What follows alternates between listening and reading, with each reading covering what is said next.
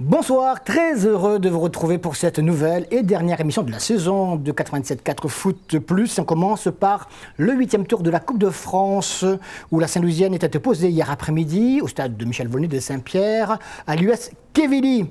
Les hommes de Bernard Mahmoud n'ont malheureusement pas réussi de nouvel exploit. Voici les images. Jimmy, les joueurs étaient dans quel état d'esprit cette semaine? Comme on a été en métropole il y a 15 jours de ça, on est dans un très bon état d'esprit. En plus, il y a le soleil pour nous accompagner par le froid de la métropole. Donc, je pense que la coupe, c'est quelque chose de différent où les joueurs ils ont une très grande envie. Autant dans la semaine, et je pense qu'aujourd'hui, ça va se voir sur le terrain, j'espère en tout cas, parce que, comme je dis, l'année était très longue et très dure. Être là à cette date-là, c'est trop super pour l'équipe elle-même. Ce genre de rendez-vous a pour objectif et pour effet de ressouder le groupe. En tout cas, oui, ça nous a fait beaucoup de bien parce que malgré tous les péripéties, tous les problèmes qu'on a eu, le groupe est resté quand même soudé. Heureusement que le groupe est resté soudé. Et ça fait qu'aujourd'hui, on arrive à ce résultat-là. Mais comme je dis, la coupe, c'est quelque chose de différent. Quevilly, c'est une bonne équipe, je sais que c'est une bonne équipe.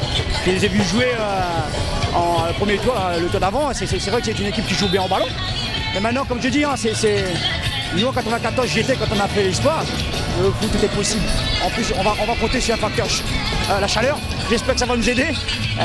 Mais comme je dis, ça reste quand même une bonne équipe et on n'a pas en face de nous n'importe quelle équipe. Donc il faudra être très concentré et faire au mieux le travail. Tout se passe très bien. La rencontre s'est très bien préparée. Je pense qu'on est parti pour un bel après-midi, une belle rencontre. Et puis en définitive, que le meilleur gagne. Là on est vraiment rentré dans le match. Quand l'échauffement commence comme ça, on y est, on n'a qu'une hâte, c'est que le coup de sifflet de départ soit donné et puis qu'on puisse rentrer définitivement dans ce match. Attaquer d'entrée ou pas? Non, d'abord il va falloir être prudent parce qu'on ne connaît pas, même si on a beaucoup supervisé l'équipe, on ne connaît pas parfaitement comment ils vont attaquer eux le match. Je suppose qu'ils vont attaquer très vite pour vouloir nous mettre un but rapidement. Donc il va surtout falloir ne pas prendre de but dans le premier quart d'heure. Mais par contre après, on compte sur nous, on va jouer.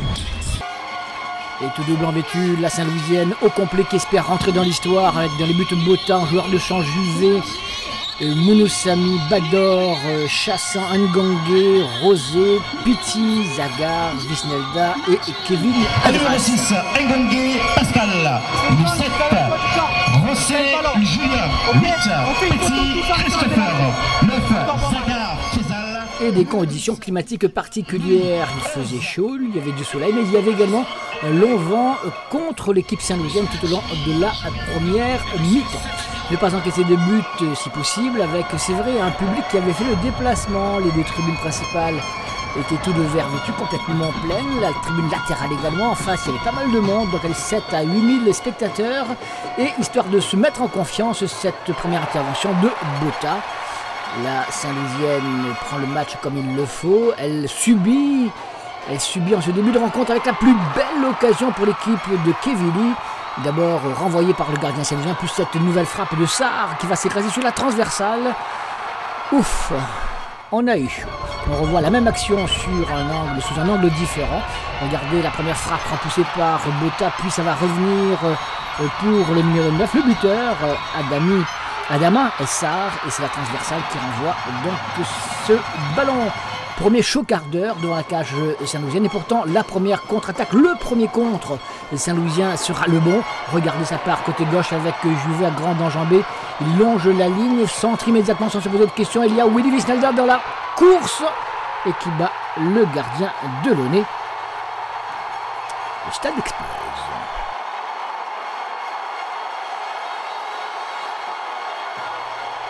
Des moments à savourer sans modération pour tout footballeur amateur. On revoit ce superbe centre et la reprise non moins impeccable du goléador Willy Visnelda.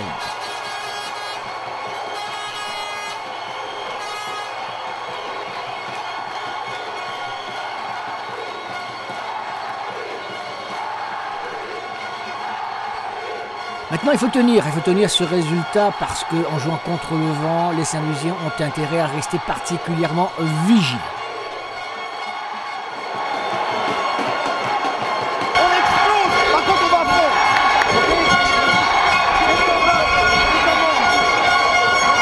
Coupez la match qui ne pouvait pas mieux commencer pour les Saint-Louisiens qui commettent ici la faute quelques minutes plus tard. On est à peu près à 30 mètres du but de Bota. Un coup franc, c'est Pascal Ngongé qui avait commis la faute. Bota place et sa défense. Il y a danger, c'est vrai. Et effectivement, les joueurs de Quevilly avec cette tête du capitaine Joris Collinet.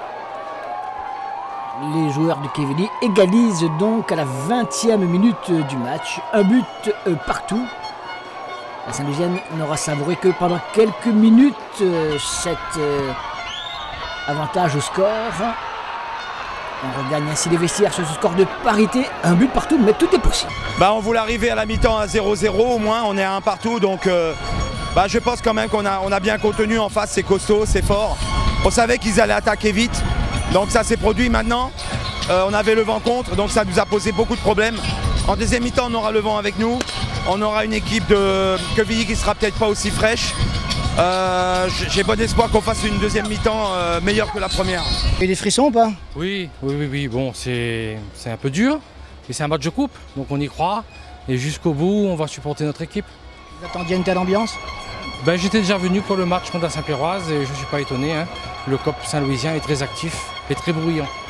C'est un match plaisant avec de l'engagement de part et d'autre. Et après la Saint-Louis, après avoir souffert pendant les premières minutes, justement a marqué un peu au moment du temps fort de Quevilly. Et puis à l'inverse, quand Saint-Louis a eu des occasions, Quevilly a marqué, a égalisé. Une belle deuxième mi-temps, une belle ambiance comme d'habitude ici à Saint-Pierre. Le soleil et le vent vont influer sur le résultat d'après? Comme toujours, mais on a un peu l'habitude ici. Les joueurs ont l'habitude du vent. On le voit, les trajectoires sont surprenantes, ce qui peut nous donner effectivement du spectacle et des occasions en seconde mi-temps. Donc le plaisir aussi pour le spectateur. Êtes-vous sportif? Écoutez, je l'ai été, j'ai joué au football pendant longtemps, maintenant je suis plus spectateur et je viens régulièrement effectivement pour les grands événements ici au Stade Volnay. Et jouer avec le vent dans le dos n'est pas forcément un avantage, faut-il encore maîtriser Dame et Hall, avec des Saint-Louisiens qui vont se créer la plus belle occasion ce début de seconde mi-temps, cette petite pichenette de Visnelda qui oblige le gardien Dan Delaunay à une belle parade. Les Saint-Louisiens ont raté le coche, ils ne le savent pas encore car Quevilly va prendre les choses en main avec Collinet qui récupère après ce renvoi de la défense avec cette frappe qui passe à côté des buts de Bota largement, il n'y a pas de danger mais cela montre tout de même que les joueurs de Quevilly sont de plus en plus pressants. Ils se soignent du côté saint-louisien, la fatigue commence tout doucement à s'installer avec là un sauvetage sur la ligne du défenseur saint-louisien. Saint-Louis plie mais ne rompt pas, des métropolitains qui veulent absolument marquer ce deuxième but pour en terminer, ne pas aller aux prolongations. Eh bien, ils vont avoir l'occasion de le faire à la suite de cette action dans la toute dernière minute. Ce débordement côté gauche avec finalement un ballon renvoyé une première fois avec cette sortie de Bota qui commet la faute. Indiscutablement, il était en retard, le gardien saint-louisien. Il fauche l'attaquant de Quevilly. Et c'est donc l'incontestable pénalty sifflé par l'arbitre qui nous vient de Métropole, Floris Aubin, qui a été de façon générale excellent, irréprochable. Regardez, il est très en retard, Bota. Et le pénalty ne sera pas marqué parce que Bota se rachète. Voilà, on n'attendait plus que ça dans la toute dernière minute du match. On en reste à un but partout, score de parité. Et dans ces cas-là, vous le savez, tour de coupe, on a droit aux prolongations. On va revoir tout d'abord ce pénalty bien joliment détourné par le gardien saint-louisien. Et c'est la joie dans les tribunes, évidemment.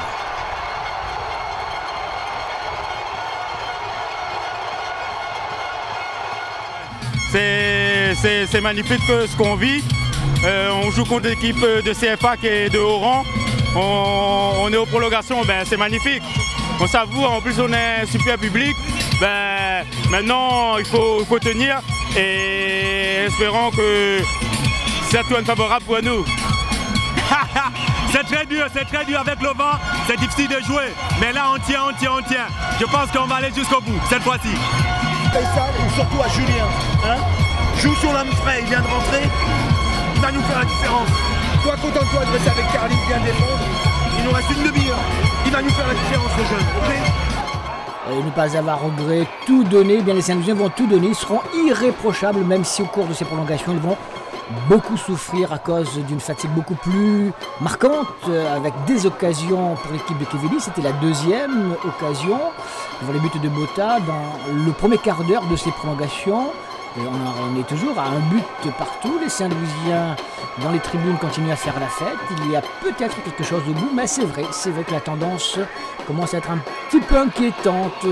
Les joueurs métropolitains sont les plus entreprenants et se créent une troisième occasion dès le retour dès le début de la deuxième mi-temps des prolongations, avec l'avant-centre qui était un peu maladroit tout de même là, Adama Sarr, et qui va se racheter finalement à 10 minutes de la fin de cette rencontre. Regardez ce débordement de Coligny côté droit, il va servir impeccablement sur la tête et Sarr, ça fait 2 buts à 1.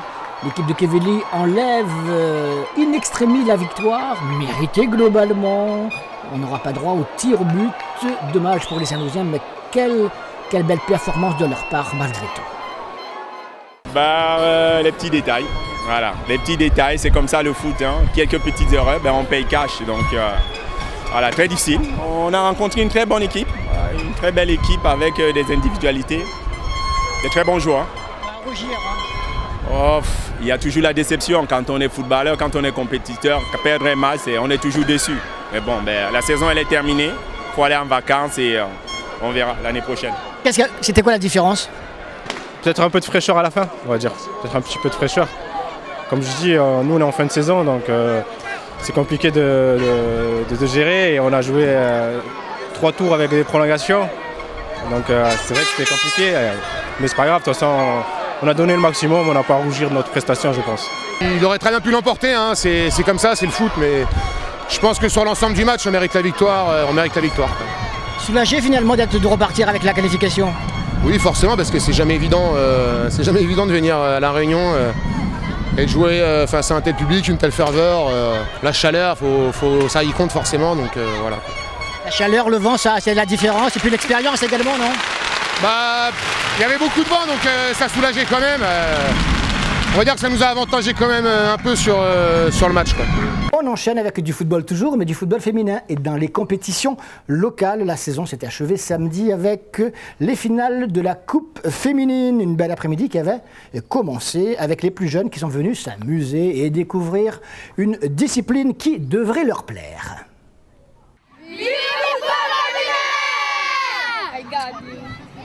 Benjapousse ou la découverte du football. Mais après, les petits pouvaient s'amuser ici.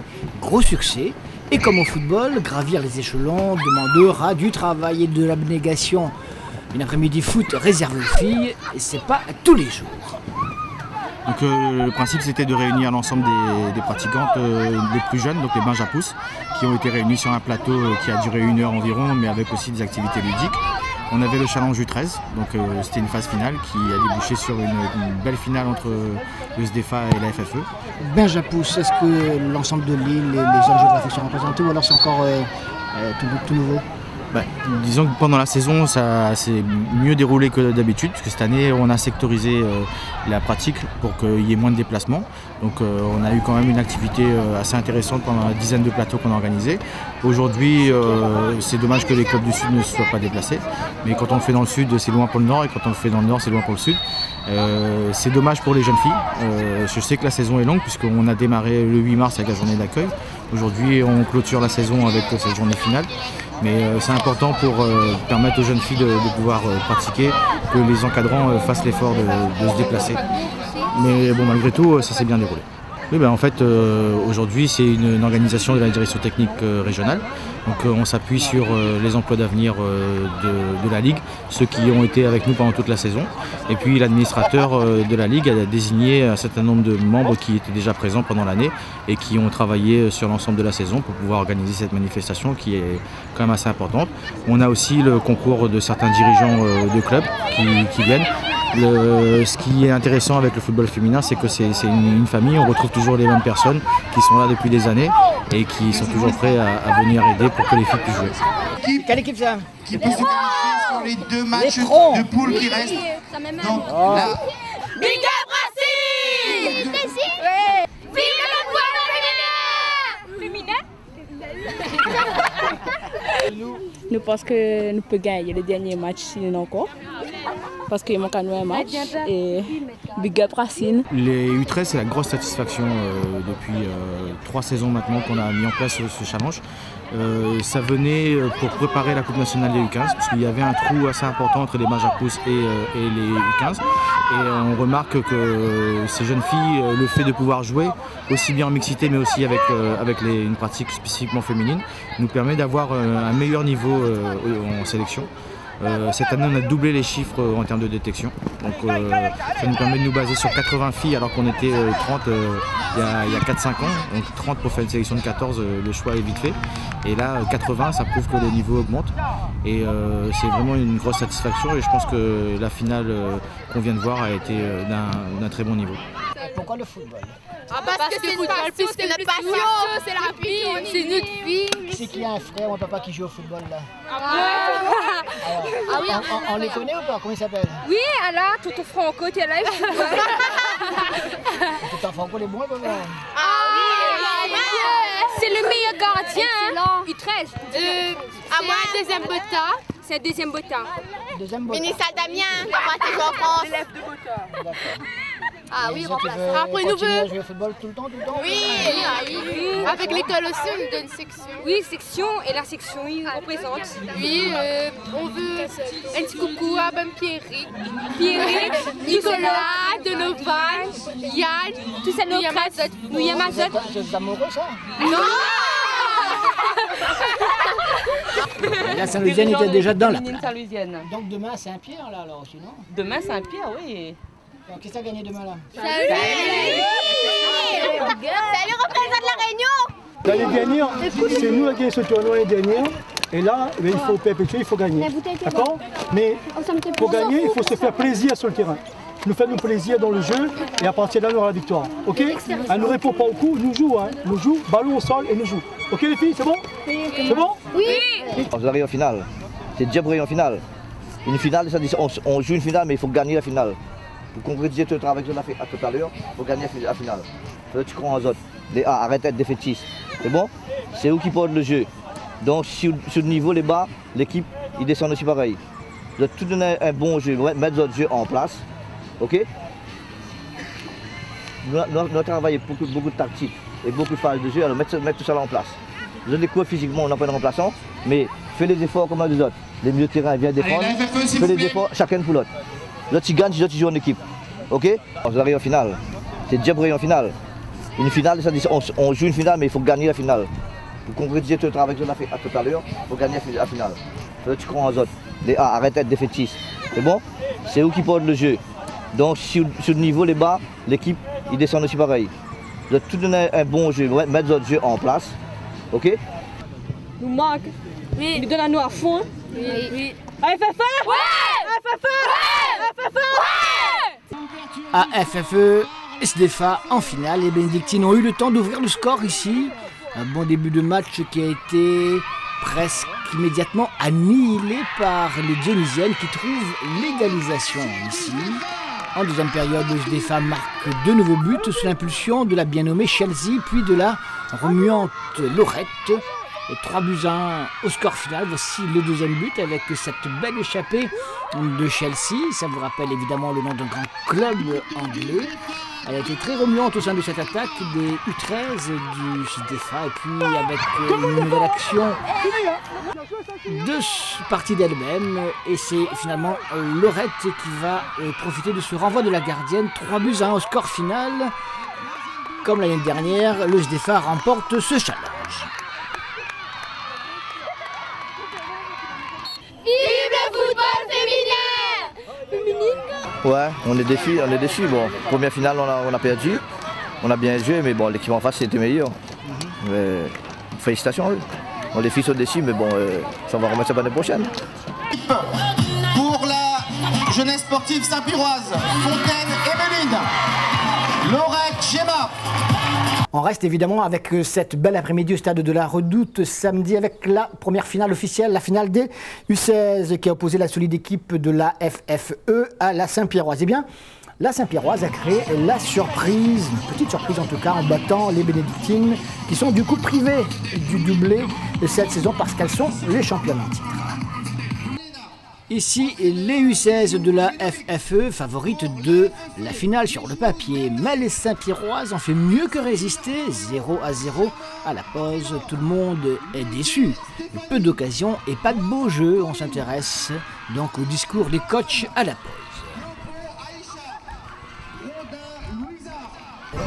On n'a pas d'appel du tout devant. On n'a pas du tout d'appel devant. Et puis après ça, tous les ballons couloirs, le milieu de terrain il est trop loin de l'attaquant. Qu'est-ce que tu veux qu'on lui fasse? On est obligé de jouer avec la force arrière. Et la force arrière, ils sont un petit peu fatigués ici. Ils ont marre. Ils ont marre. Ils ont marre. On peut mieux faire quand même, madame. On peut beaucoup mieux faire. Beaucoup mieux faire. Sarah, et devant, ils redémarrent pareil. Les défenseurs, ils jouent dans les pieds pour Moran, au milieu de terrain. Pour Colline, ils jouent dans les pieds. Mais quand nous cherchons, Lisa, c'est en profondeur, avec ses qualités de profondeur. Ok? Marion joue dans le pied. Et finalement, rien ne bougera, on en restera à ce 0-0 score final. Et les Saint-Pierroises décident de changer de gardienne pour les tirs au but. C'est Gemma Lorette et qui prend les gants.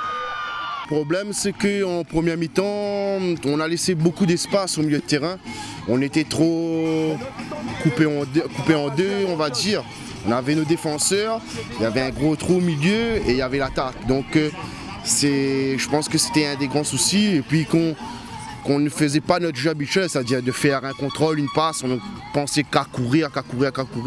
Je pense que si en deuxième mi-temps, on fait comme on a travaillé cette semaine, c'est-à-dire une passe, un contrôle, je pense qu'on pourra bien les fatiguer et après peut-être marquer un but qui nous permettra peut-être de gagner cette finale. Donc voilà, je pense que si on fait courir le ballon, il n'y aura pas de souci. Après, il ne faut pas prendre de risques non plus, il faut rester concentré. Et je pense que ça va aller après. Mais si on reste concentré et si on ne se laisse pas d'espace comme on l'a fait en première mi-temps. En deuxième mi-temps, les deux équipes ne trouveront pas la faille. 0-0 score final, on a droit au tir au but. Et justement, dans ce face-à-face, beaucoup de maladresse. Alors c'est un peu la jeunesse, on dira, le manque d'expérience, des tirs au-dessus, comme vous le voyez, ou alors sur la gardienne. Et au fil des tirs, il y a personne, aucune des deux formations ne parvient à se dégager. Logiquement, elles avaient droit chacune à 3 tirs au but de part et d'autre. On est parti bien au-delà. C'était seulement au 6e tir que on a commencé à y voir un peu plus clair. Des gardiennes donc en état de grâce. Vous voyez, les gardiennes Saint-Pierroises, Gemma qui a bien été inspirée dans le choix qui lui a été fait, tout comme la gardienne bénédictine, excellente. Mais il fallait quand même un vainqueur dans une ambiance, vous l'imaginez, assez exceptionnelle. Donc on continue la série, on en est maintenant à une situation toujours improbable de part et d'autre. Et finalement sur ce raté de l'équipe bénédictine, il y a le tir suivant qui va être victorieux et ce sera le but de la victoire. Une équipe de la Saint-Pierroise qui, allez, non pas contre toute attente, elle a bien réussi, elle a bien su gérer sa prestation. Et cette équipe Saint-Pierroise, en tout cas, les bénédictines étaient sur le papier légèrement favorites. Donc grosse déception côté bénédictin. Alors grosse joie, évidemment.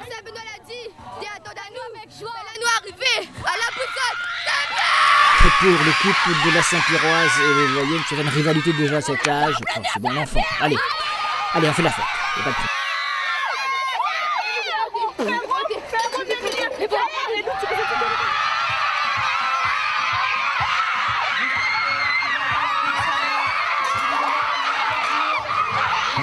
Bien belle fête et on va continuer justement avec cette fête du football féminin par la finale senior où il était difficile au départ de dégager un favori entre l'Éperon et Saint-Jean Foot. L'Éperon qui a éliminé la semaine dernière, sans coup fait rire, les championnes 2014, les possessionnaises. Eh bien, c'était plutôt bon signe. Eh bien, elles ont confirmé. Elles ont confirmé devant les Saint-Joséphoises et c'était donc toujours au stade de la Redoute, la finale des seniors.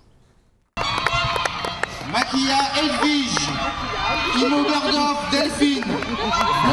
Les filles ont été préparées soigneusement pour ce rendez-vous-là. On n'a pas changé nos habitudes. Nous, chez les filles, si on change les habitudes, les filles perdent leurs repères, etc.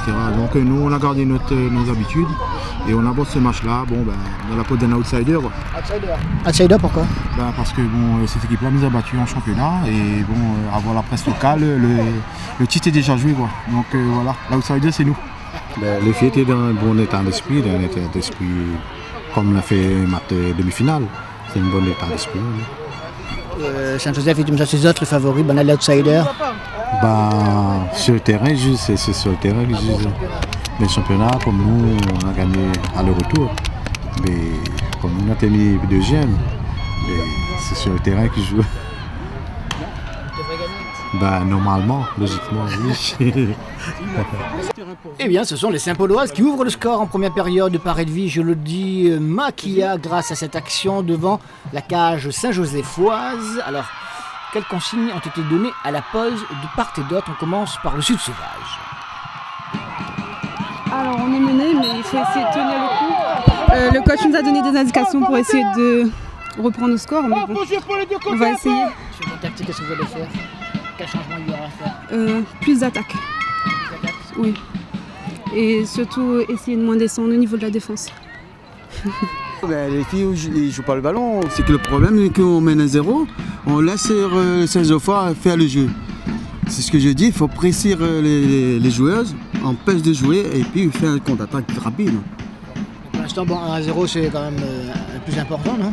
1-0, oui, c'est très important pour nous, mais il faut, comme je dis toujours à les filles, tuer le match d'entrée et puis c'est après le deuxième mi-temps, on gère. Et là, comme on n'a pas géré tuer le match premier mi-temps, on est là qu'il faut qu'on marque d'entrée. Les consignes du coach adjoint de l'Éperon sont entendues 2 fois, même par Anita Blucker. 3-0 score final. Les Saint-Paulois de l'Éperon, place forte du football féminin ces prochaines années. C'est tout à fait possible. Les supporters étaient là avec les feux d'artifice, vous l'avez vu, et la grosse joie des banlieusards de Saint-Pauloises. Vive le football féminin, n'est-ce pas? En tout cas, l'équipe plus forte a gagné ce soir. On a vu une différence entre une équipe qui est habituée à jouer des finales et une équipe qui découvre les finales. Donc l'enjeu a pris un petit peu le pas sur le jeu, mais bon, c'est l'équipe la plus forte qui a gagné. Voilà, l'année prochaine? On va dire ça, on va continuer à bosser en tout cas. Une belle victoire, c'est tous les filles une belle victoire pour ça, parce que on a voulu gagner cette finale-là, mais on l'a gagné quand même. On remercie à ça, tous les filles, tous les dirigeants, tous les éducateurs qui étaient avec moi. Alors, Michel Simon-Demel, Petit Jean-François, Paradis Jean-Claude, même Eddie Biclair. Les gens aident vraiment beaucoup. Et c'est bien, je remercie bien. Les autres qui méritent cette victoire. Parce que les filles sont en train de fêter là-bas, donc voilà, on mérite. C'était un match très difficile. Donc voilà, que le meilleur gagne, on a gagné. Donc voilà. L'Éperon, nouveau bastion du football féminin? Voilà, bien sûr. Rien à dire. Bah oui. Pourquoi pas continuer dans cette lancée-là après, par la suite. Voilà. Ah, ils ont une chanson, Le ton-poulet, fromage au gras. Le ton-poulet, fromage au gras.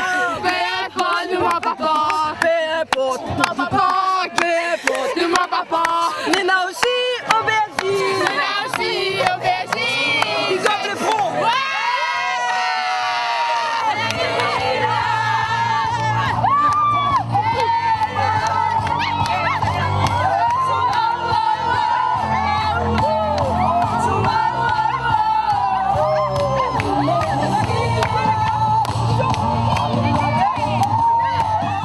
Voilà, ce sont sur ces belles images de fête que l'on termine, que l'on boucle la saison de football féminin notamment. Et on va terminer ce magazine avec du bodybuilding. Les championnats de la Réunion qui se sont disputés dans un gymnase porteur particulièrement plein.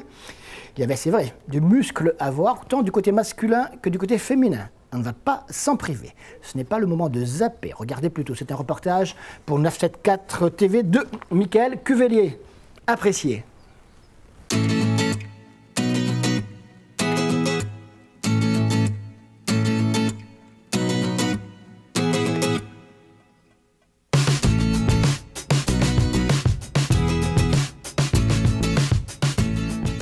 Alors ce soir, on est au deuxième Grand Prix RIFAV championnat de la Réunion sous l'effigie d'IAVB, donc l'International Fédération de Bodybuilding. On entend par bodybuilding maintenant beaucoup de catégories comme le men's physique, le bikini, le body fitness, le women's physique. Donc on est là pour, on a à peu près 8 grosses catégories pour 65 athlètes. Un record à la Réunion. Donc ça s'est jamais vu et c'est un peu la rançon du travail bien fait de la dernière année. Et le bodybuilding a toujours son public, donc effectivement le public est très demandeur et beaucoup plus demandeur ces dernières années. Alors pour la plupart ça représente une année de travail en bodybuilding, surtout les catégories là où le développement musculaire est le plus probant. Donc ensuite en men's physique, en bikini, ça demande quand même des sacrifices alimentaires et autres. Donc voilà, effectivement la plastique demande énormément.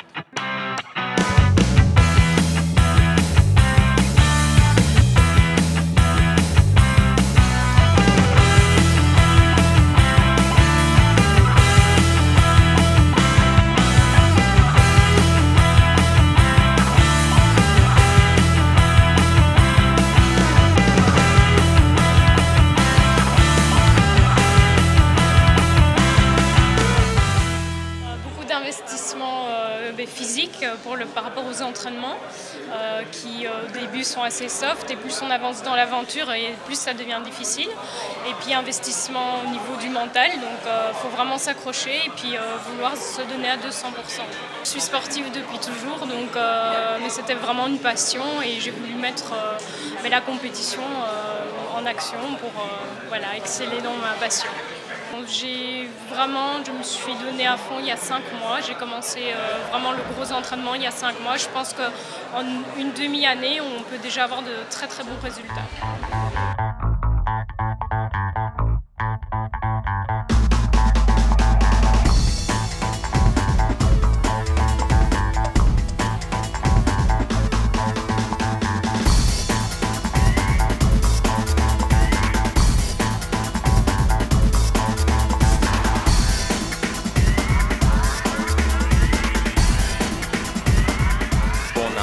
Très bon niveau, on a amené 13 athlètes au championnat de France au mois d'avril au Muro à Paris.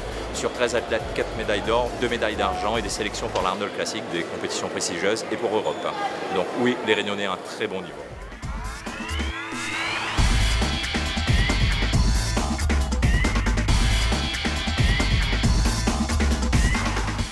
Voilà, c'était donc les dernières images que l'on pouvait vous proposer sur nos émissions tout au long de cette année sur Télécréole, 97.4 Foot et 97.4 Foot plus une saison de football que nous avons pu passer ensemble grâce notamment au concours du Conseil Général. Merci Madame la Présidente, une saison s'achève. On espère évidemment et vivement vous retrouver la saison prochaine, mais c'est déjà une autre histoire que j'espère pouvoir vous raconter dès le début du mois de mars 2015.